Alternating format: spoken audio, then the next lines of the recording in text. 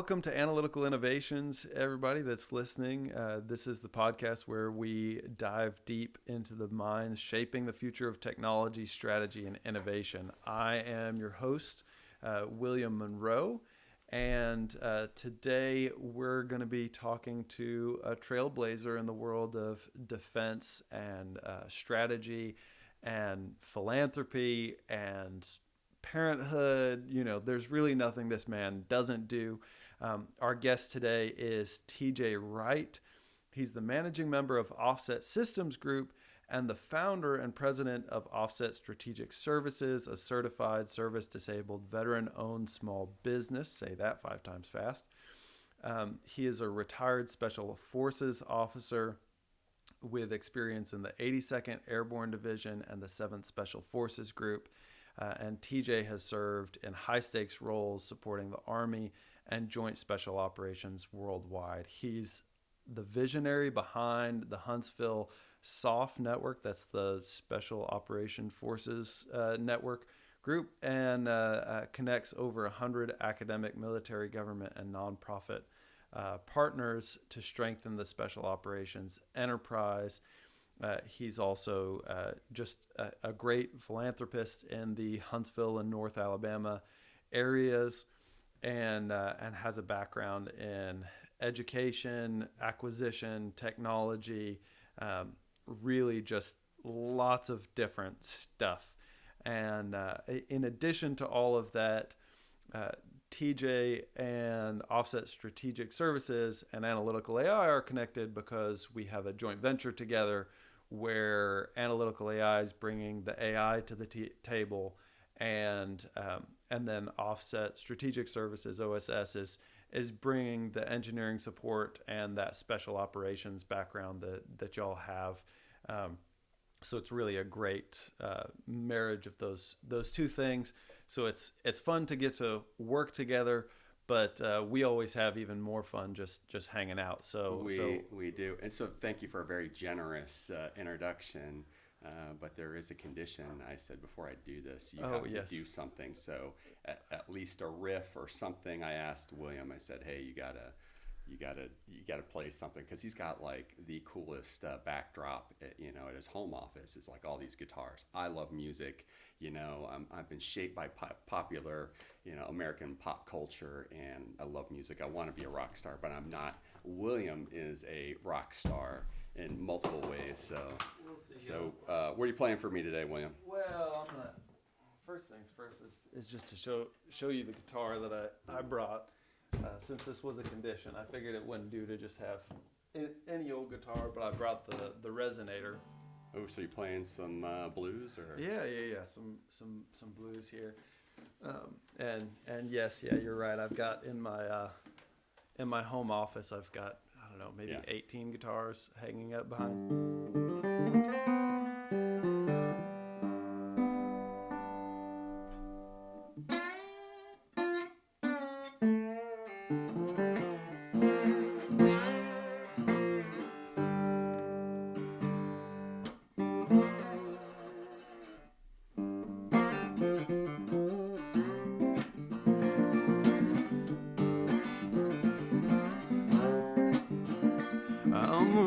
Born king, I got my wind and I got my rain. Born hurricane, I got my wind and I got my rain. Well, you must be the ocean for me to be your man.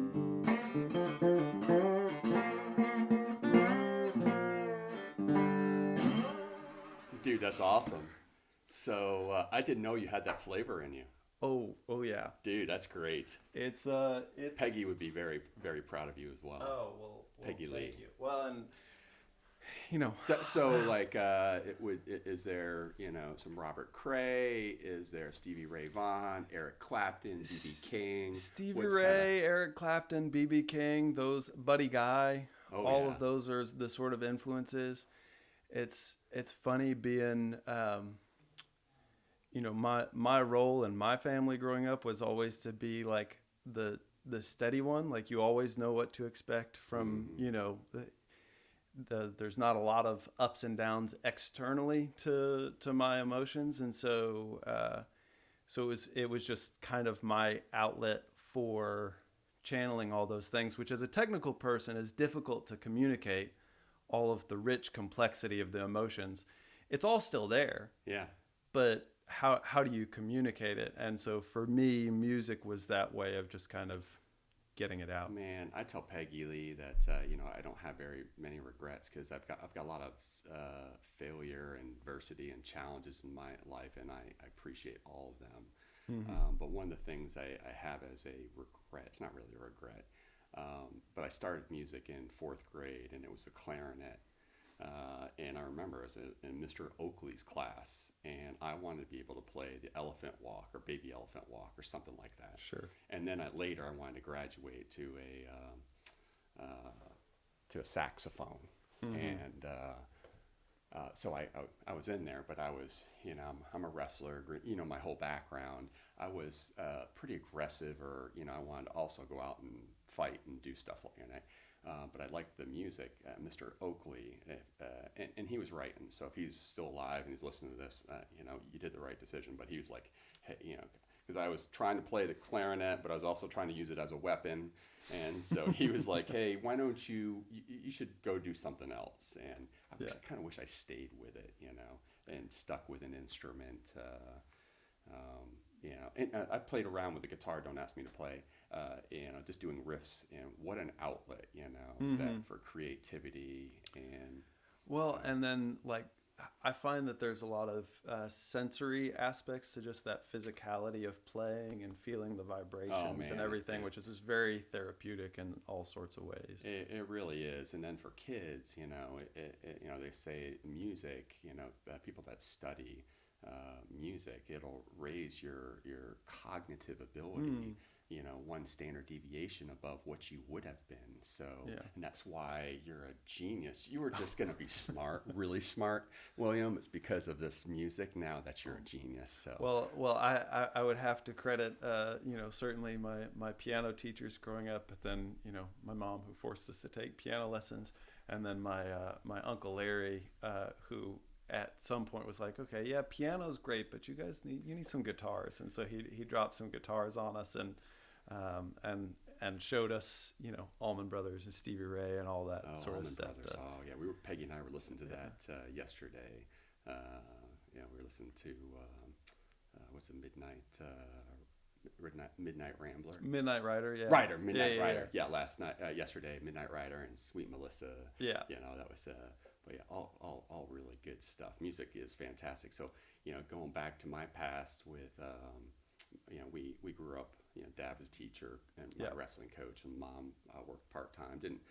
We lived upstate New York, not a lot of money. My mom really wanted to get me a piano, but we couldn't afford one, even, cheap one. I wish she had got that, but no regrets. So, I mean, you just look at your resume and all the things that you've accomplished. There's a lot of success there, but I mean, we were kind of talking about not just the success, but what colors the success and kind of how you got to where you're at now. And then just a minute ago, you were mentioning there's a lot of failure that kind of went into that. So talk to me about that, because in tech companies, there are certain companies that intentionally build out that culture of failure. I think the company that made the original Half-Life video game, that's just ingrained in their culture that they want you to fail so often to figure out how to succeed. But how does that look for you?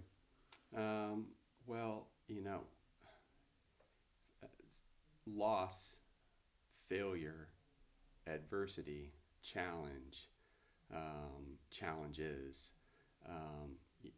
I think they're really important to success. Success isn't one big moment. It's built, by a lot of hard work, discipline, small, steady wins, little victories, right? And where do those come from? I think it comes from the groundwork of loss, of those challenges, those hardship, adversity. That's where, where you're facing, that's where true character of a human being is built. It is, how do you face loss and adversity? Do you get bitter or do you get better? And I've had a lot of that in my life because of athletics. Yeah. Okay. And because of special forces or boxing or, living, paycheck to paycheck parents, struggling, those things have really shaped me and where I'm at right now. And all the things that have happened and how I faced them, thankfully I had parents that really, and I had a really tough dad who was awesome, just made me face loss, and, I was as a little kid, I would throw a tantrum on the wrestling mat if I lost. I started at 5 years old wrestling and was wrestling nationally at 6 or 7. And my dad was pushing me, wrestling me 2 weight classes in one tournament, doing stuff like that. Lots of it. He was doing that on purpose. And I learned to really face those challenges. And my dad shaped my behavior too when I was throwing tantrums. So I didn't do that later. But those things really helped shape me who I am. And throughout my career, failure, if you're pushing it hard enough, you're going to fail, and there's been times where there's been adversity, that was just like in special forces, you're in a tough situation. Those scenarios really shaped me and who I am. I'm so thankful for failure. I'm so thankful for loss. I think it's a privilege if people live in a adverse environment, challenging environment, as long as they have somebody to help them kind of see, hey, here's a way to overcome that adversity, those challenges and that loss. That can be a privilege. That's where a lot of people say, failure or loss, I live in a hard environment, and they let it define themselves. Yeah. They say well, that's who I am. It's just going to be tough. No.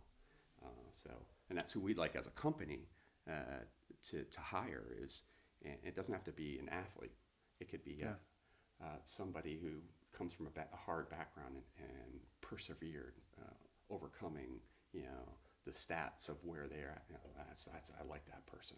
I like those individuals. Yeah, no, that makes sense. So you talked a little bit about wrestling and kind of failure in athletics. Aside from losing wrestling matches from time to time, especially when you were younger, is there a special memory of failure or adversity in that athletic? Oh man, I got a good one. I mean, I'm not gonna ask about the special forces stuff because I want to be able to sleep I got tonight. A really good one. And some folks will know. My sister will remember this. Okay. She had this teacher, and Mrs. whatever her name is, and she was mean, and she didn't like my sister. My sister's brilliant. She's a Cornell grad. She was captain and athletic too, NCAA captain of the Cornell swimming team. Oh wow. Yeah, but this one instructor did not like my sister. Yeah. And my sister was just so smart. I come through a few years later, and I'm in this class, and my English skills, math and science, fantastic, right? English, I'm this gorilla on the playground, was probably not as strong. And so I'm in this class. She didn't like my sister, and we talked about this. I told her about what happened to me years later, and she goes, "Oh, I'm sorry, TJ. That's because she didn't like me and she didn't like you." But anyhow, we did this writing assignment, and it was handed back to us, and then we were asked to read part of our writing assignment. And so I was asked to, and she, long story short, she humiliated me in this class. And oh my gosh, I had gotten past the tantrum part because I started wrestling at 5, so I didn't respond like by throwing something at her or anything like that. But it stung. The kids laughed, and kids were, it was just an awkward. It was more, impactful or influential in my life at that moment because, I already had a little bit of insecurity there. But she humiliated, and that stung, and that set a fire in me. Not a tantrum fire, but a fire in my belly. And, so then as I'm going off to West Point, I got to start, I knew I wanted to go to an Ivy League school. I wanted to go to an academy, something like that, right? Yeah. But I knew I had to work on my writing. So I worked on my writing. And I had another teacher that was in the athletic department to help me with my English. And so I worked on that. And then when I got to West Point, I had buddies that helped me. I pursued the smart dudes and say, hey, all this active or passive voice I have in here, and you name, what I was doing wrong, I need help. Yeah. And at West Point was fantastic because they had great instructors. But I really worked on my writing. And then when I got into the military and I started to get into kind of the staff part of your career, I wanted to publish. So I worked with a real good buddy of mine, Danny Hansen, and we worked with an editor for a magazine, a journal, professional journal, and we worked together and published a pretty good article. Yeah. And then I started doing it on myself, on my own, and did 4 different professional journals. And in like 2013, I won an article, an award for the magazine. It was commentary article of the year. Yeah. And it was a bland topic. I'm not going to say what it is because it's kind of weenie sounding. Anyhow, that was, so I tell you all that because if I hadn't failed, if I hadn't been embarrassed, and I hadn't been coached by somebody to take that failure and learn from it and become better, that accolade and where I feel I'm at now would have never have happened. And professional writing is so important in the military. It's very important in what I do in industry. Yeah, professional writing is important in what you do. We're doing proposals together, right? Yeah, exactly. It's so important. So much writing. And if that loss, if that embarrassment hadn't happened, and didn't set that course, lay that groundwork for these little victories, throughout my career, I wouldn't be where I'm at. So I'm very thankful for. Yeah. I'm very thankful for the that happening. Yeah, no, and that makes sense. And there's certainly the dopamine dive that happens when something like that embarrassment happens to you. But then you get those little dopamine hits as you get that those little victories. Which are you familiar with the country singer Chris Knight? Mm-mm.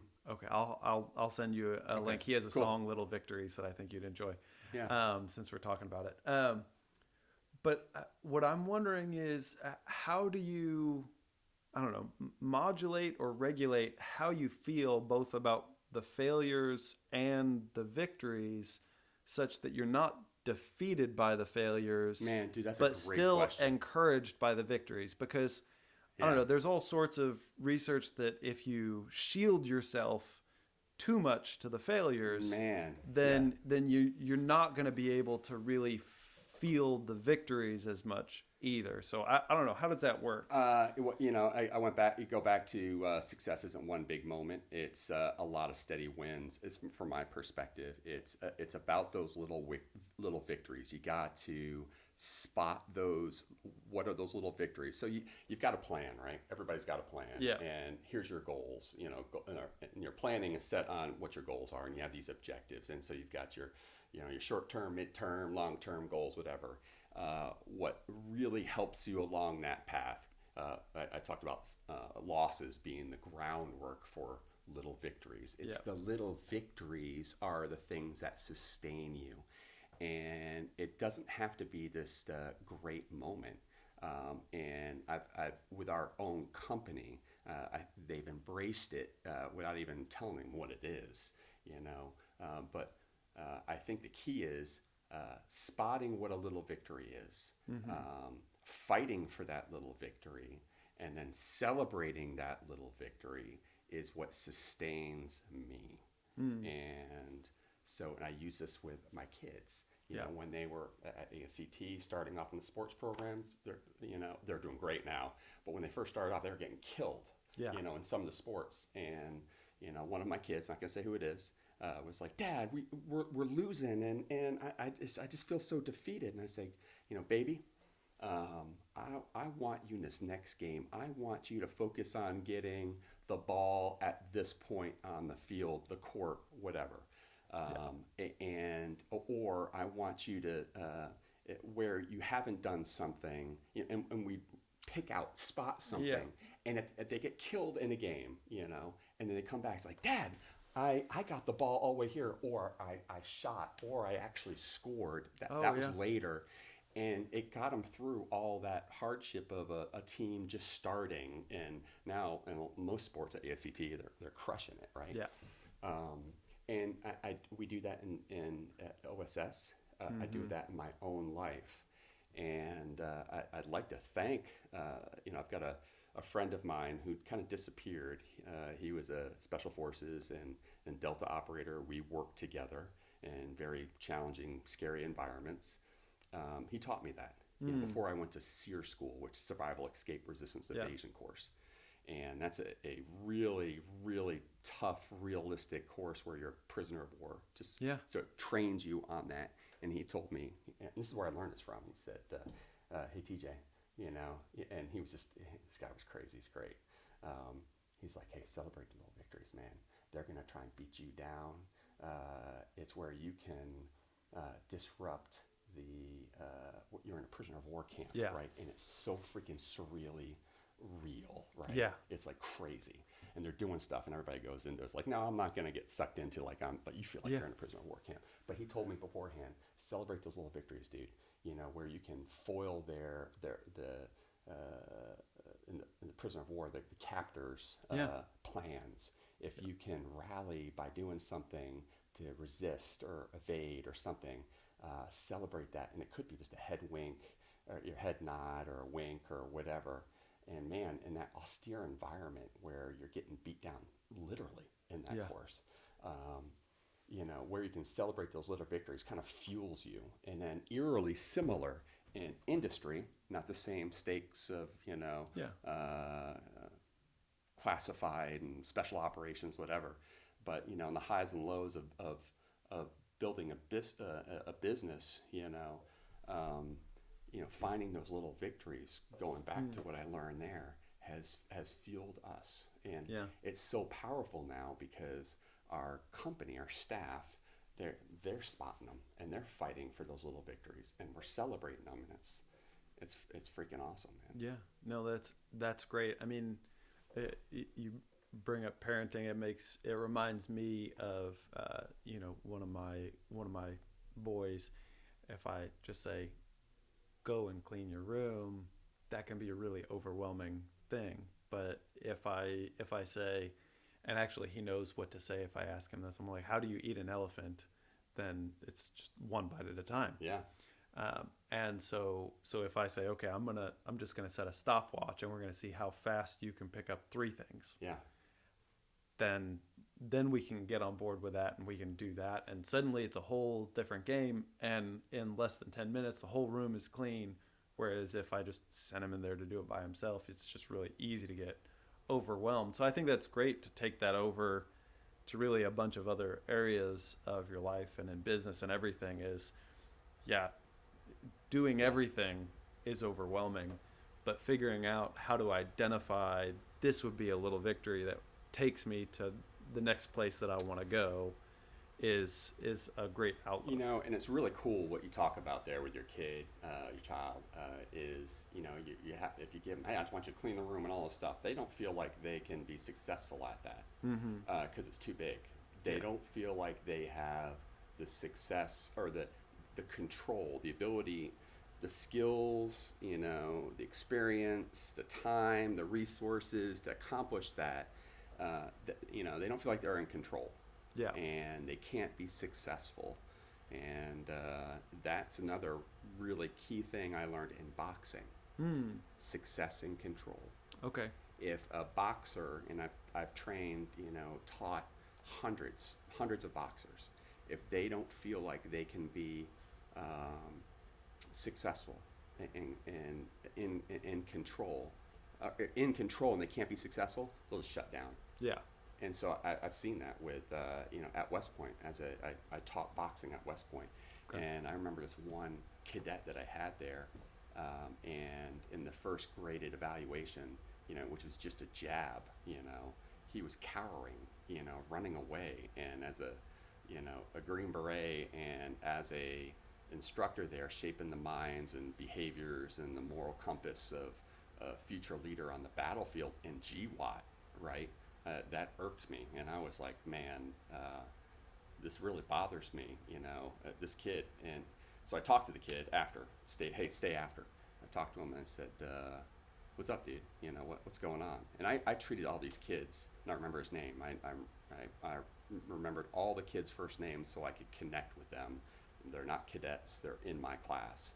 So I talked to him, and so what's happening? It's like, sir, I can't, this place isn't for me.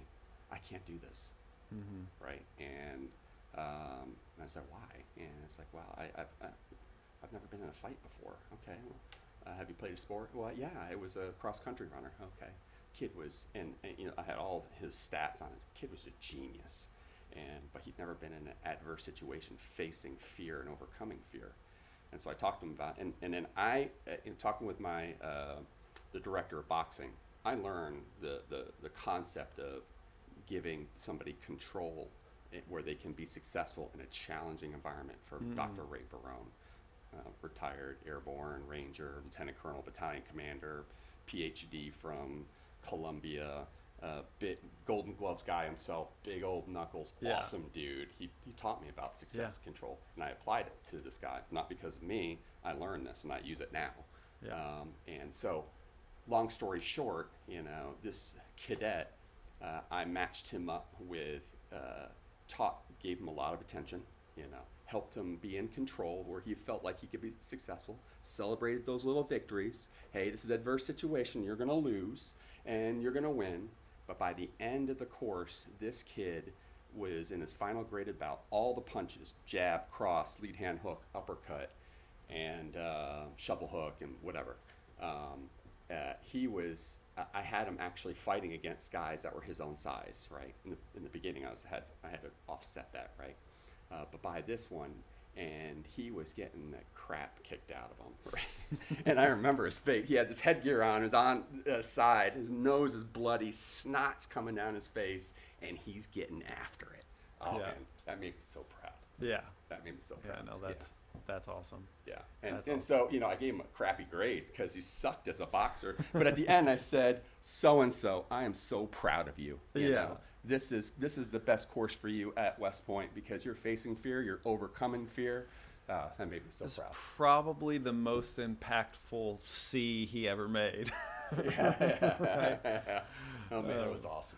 I mean, it's crazy how we grade ourselves in academics on all of these metrics, but the metrics that really matter are things that we can't always capture. And that's an instance of where, like, man, I think the metric that probably really mattered to that kid was the fact that you were proud of him. Well, so, I think it changed his life, and I get a lot of boxers that come back and say, hey, sir, thank you for that, and that means so much to me. His classmates were cheering for him too. Oh, yeah. At first they thought he was a sissy. I would use another word if I wasn't on this podcast. But seeing his teammates cheer for him, and that, so he's got that vibe. He's feeling the vibration of his team or his classmates behind him, which became his platoon as a platoon leader in combat in the global war on terrorism. Yeah. That little victory is an incredible little victory. Well, and I think the final piece, because you have the failure, you've got the little victories, you've got the setting up an environment where you have enough control that you can have a success over something. It seems like the underlying thing comes back to identity, which is, you mentioned that kid was saying, this isn't the right place for me. I can't do this, which is really a question of identity over everything else. It's saying me as a person can't function in this environment. I'm not the type of person that can do X, Y, Z. I'm not the type of person that can box. I'm not the type of person that can write an article. And if you make that decision, you're kind of done before you start. So how does identity influence how you see these successes and failures, and whether or not it makes a big enough impact on you that you just quit, or if you can overcome? A great question. So absolutely, identity is huge, and I think that one of the greatest things, just Freudian slip there, the greatest vehicles for identity is a team. Yeah. That is that's the best thing, I think. It could be a group, a family, a team. In some environments that could be a gang. Yeah. It's not where you want to be, right? Yeah. But and there's an identity there. Everybody wants to have some sort of identity. As much as I say I don't want an identity, I want to be kind of like in the shadows, a chameleon. I do. I want to be on a team, and so identity is really important. And I think that the best vehicle is teamwork, putting your team before you, where you've got this purpose, where your team is more important than you are, right? And they depend on you, and that helps. Having a team for everything from working out. If you work out by yourself, it may last for a few months. You have somebody, a partner. That's one of the best things you can do. For exercise longevity, or it's just having people that depend upon you, or are holding you accountable as well, right? So the best thing, I think, is for identity is a team, a good team. One where people put the team interests before their own, but still want to chase greatness individually. They want to chase greatness as a team, but chase greatness as an individual without leaving people behind. That I think is the best identity you can have, is being part of a team that serves others, serves one another, and doesn't point fingers at others when things go wrong. And I've seen that. I mean, at the OSS, we've had phenomenal team members, and some team members, we had to part ways, and because it wasn't the right fit. But I mean and I think that brings it back around, because even when you've described either your own failures and successes or somebody else's that you were part of in some way, I think that element, the elephant in the room, as it were, is the fact that person and that going through that circumstance was never alone. Yeah, that's right. So certainly, in your first example, there was the teacher that would be kind of a negative teammate, but then you had your family, you had your sister that were able to say, okay, well, you do struggle with this. It's something you have to work on, but that doesn't define who you are. Right on, man. And then all the way through this, kid that you were teaching boxing of, look, your lack of having been in a fight doesn't define who you are. You can do this. So I think that's great to kind of tie a bow on the whole thing of right on. The power of a team, failure, successes, and the power of a team. Power of a team is phenomenal, and just like we were talking with that cadet when they were all cheering for him, he felt like where it initially said, I can't do this. This isn't the place for me. This is the place for me. Yeah. And these are my brothers and sisters, and I'm going to war with them. So powerful. Yeah. No, that's super powerful. Well, hey, thank you so much for being on the podcast today. I just always have a blast hanging out with you.